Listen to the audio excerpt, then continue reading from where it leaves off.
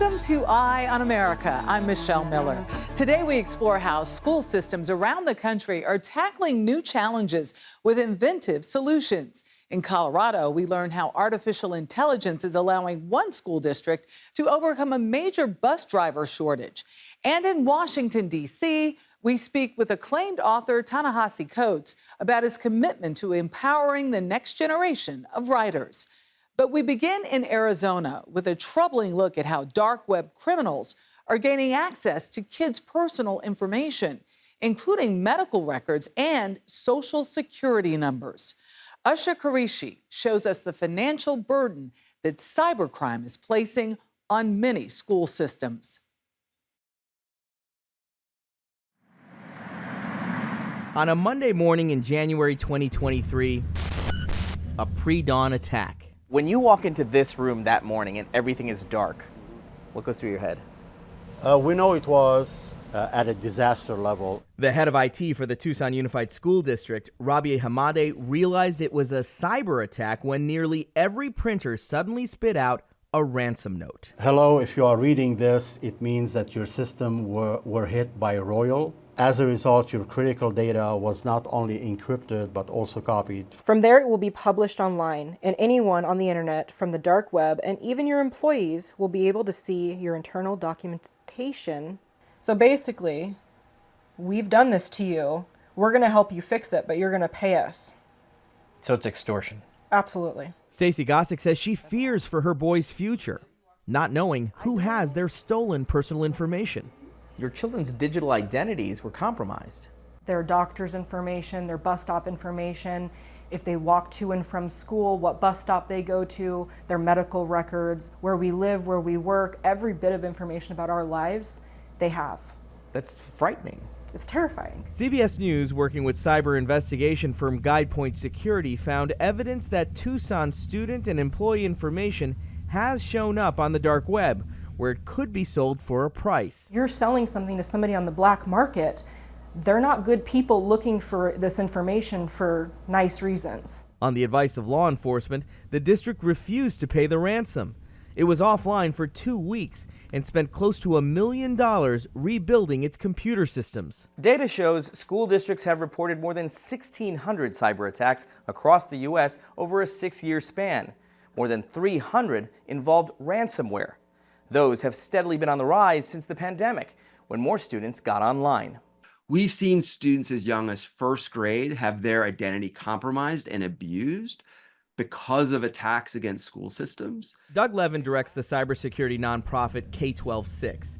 He says a district the size of Tucson Unified could spend several $1 million to build adequate cyber defenses. Most significant attacks are being launched from overseas, and that's really quite a significant ask of school systems to have to defend against. Anyone know what the definition of cybersecurity is without looking at the screen? Cyber educator Brian Pitchman says another layer of defense, teaching kids like these Illinois summer campers to guard their passwords and spot scams. If we're going to give students email accounts, you have to pass a cybersecurity class, very similar to how most corporations do it.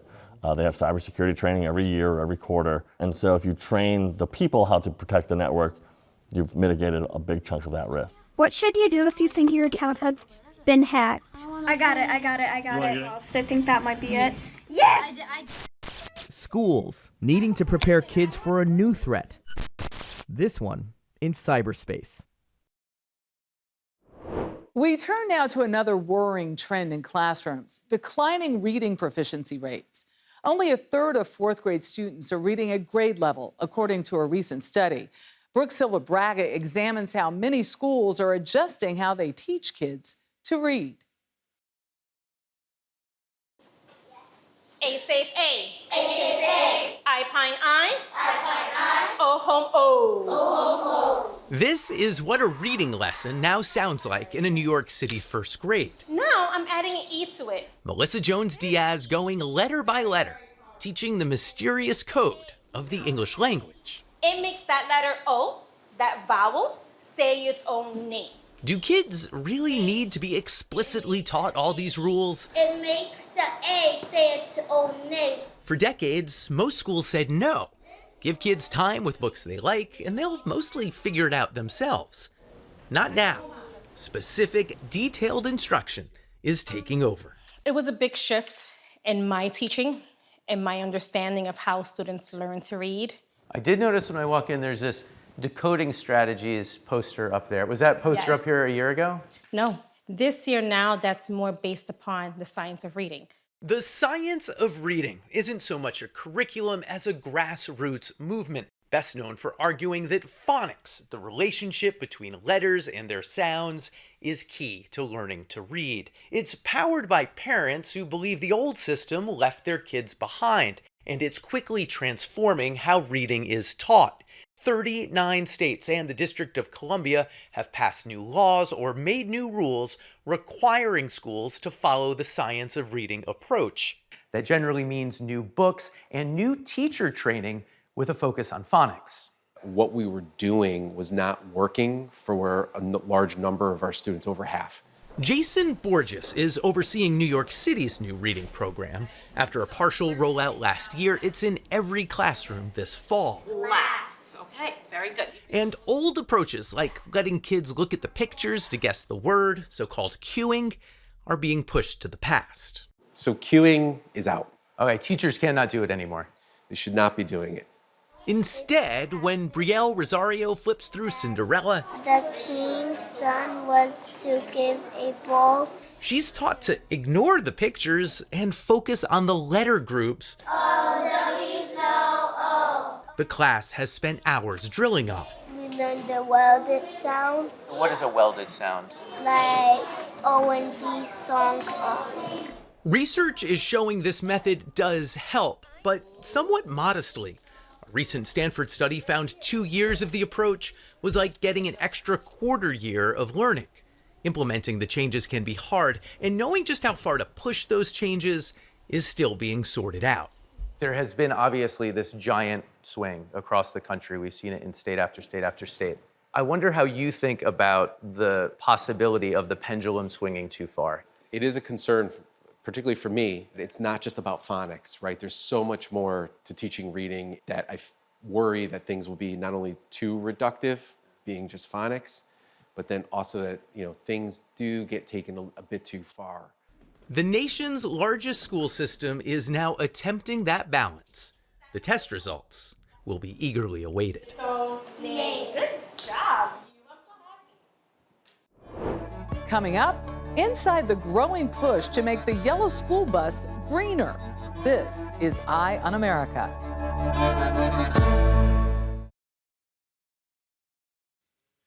Welcome back. More than 25 million children rely on school buses to bring them to and from class every day, the majority of which are powered by fossil fuels like diesel. Many states and the EPA are pushing to secure funding for the newer electric fleets, which can be costly, but can also provide benefits to the environment and public health. Jolene Kent speaks with proponents who say the high replacement costs are worth the investment. The wheels on the bus sound very different this year in the Modesto City School District in Central California. Can't hear it? Neither can some of the parents, used to the roar of a diesel engine. So you're listening for something else. The little buzzing sound. The eek. You guys have everything then? Elvira Seha, for one, welcomes the change. These electric buses are helping to put the brakes on her kids' respiratory issues, which she says were made worse by the diesel fumes. How much has your quality of life changed now that you're using an EV school bus? I'm not hearing complaints about headaches, less going to the doctor's appointments or prescribe them new inhalers because of the smell or the pollution of the buses. The district transports about 5,000 students each day, and last year converted half its fleet from diesel to electric. Superintendent Sarah Noguchi. It's investing in our community and our kids. The game changer is truly the health benefits. What has been the environmental impact of switching half your buses to electric? 47,000 gallons of diesel we didn't purchase, which means that toxic fume is not going into the air. The new buses are plugged in at solar charging stations between pickup and drop-off. but going electric is expensive.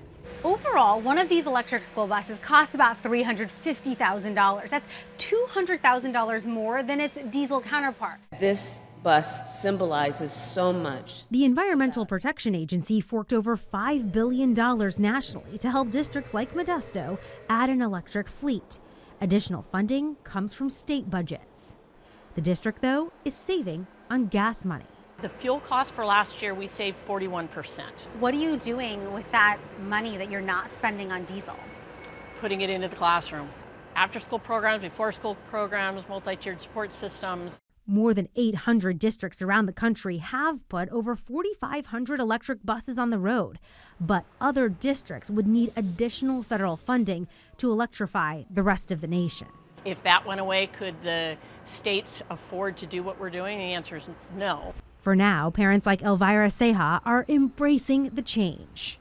We always want our kids to be safe, and for the whole entire community, less pollution here in Modesto. That's great. A promising road toward a cleaner, greener future.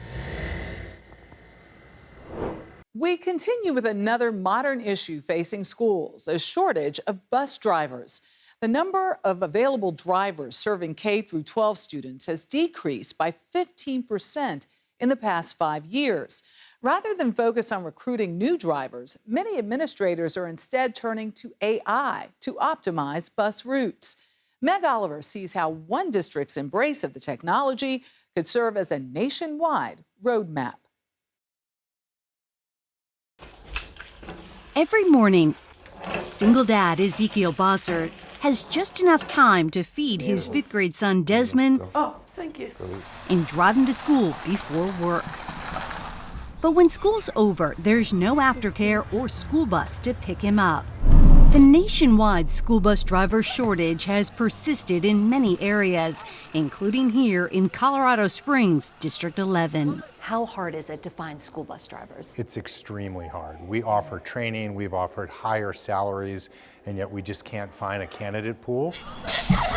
At the beginning of the school year, Superintendent Michael Gall had a budget for 110 bus drivers, but only 60 showed up. To find a solution, they shifted gears and partnered with RouteWise Artificial Intelligence. And they told us that there's at least 10 to 20% of the students that you're transporting that you could optimize the way that you transport them based upon the limitations that you have. The rideshare company Hop Skip Drive developed the AI technology they're testing here.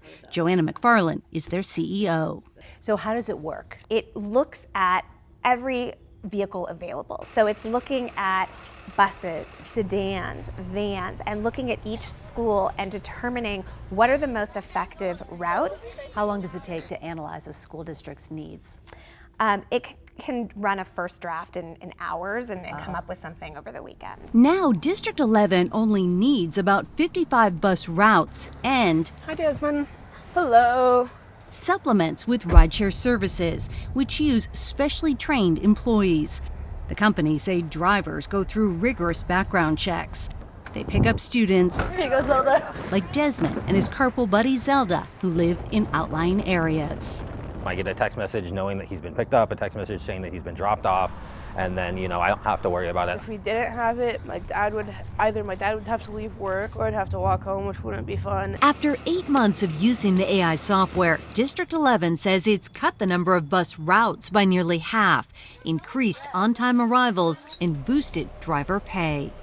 If you didn't have this AI software in place, what would happen to those students, especially in outlying areas? They'd get left behind twice. Once, they get left behind by transportation, and then two, they'd get left behind by the lack of instruction and educational opportunity. Ahead, author Ta-Nehisi Coates on his latest book and the impact college had on his identity as a writer. That story is next.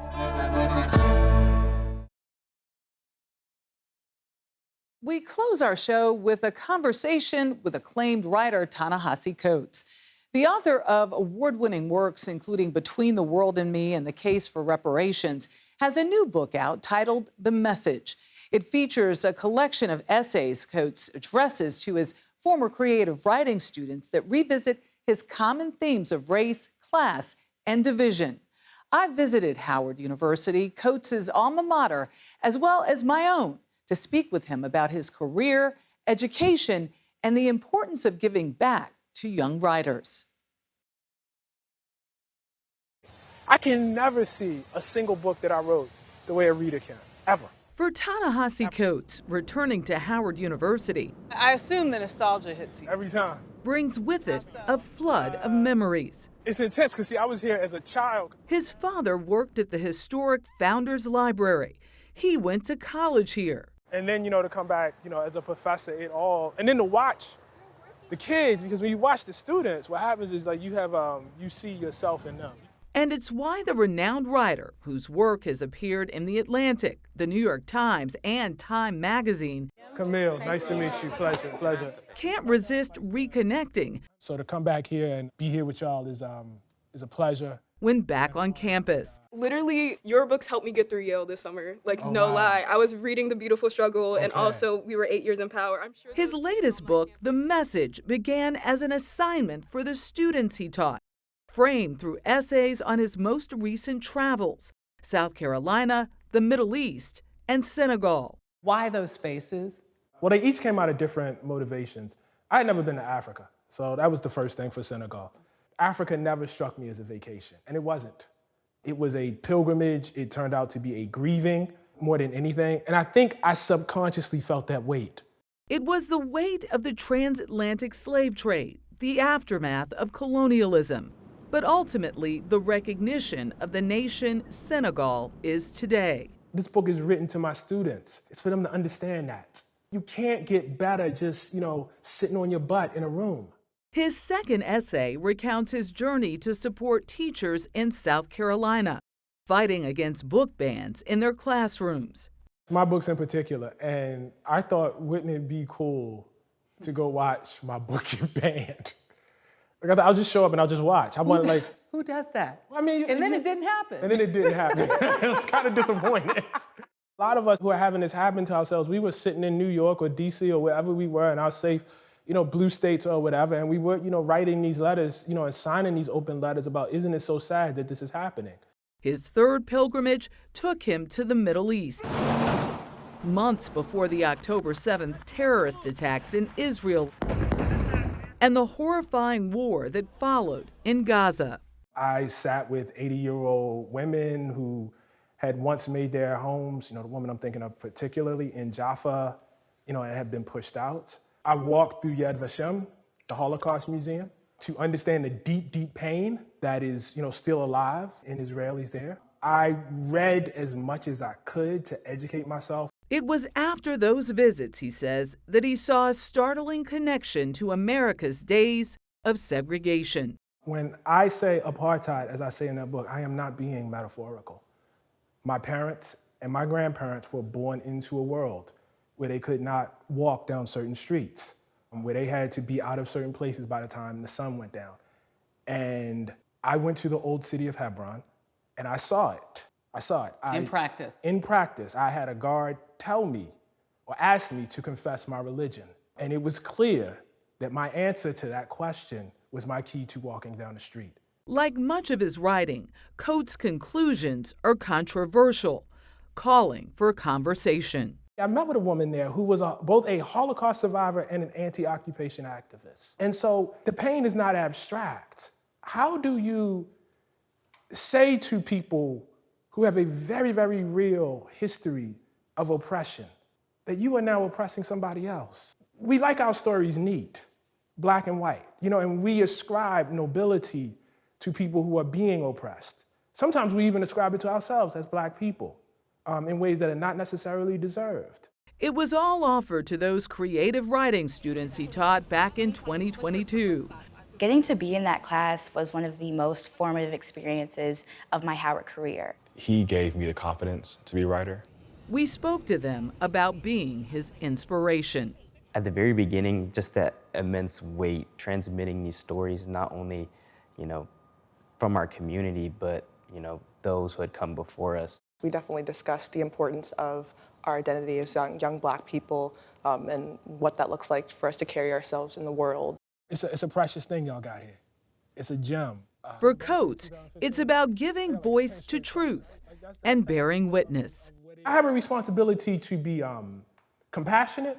I don't say things to just hurt people. I am not cruel in my writing. I try to be warm, but I have a responsibility to be clear. Clarity that he now wears with confidence.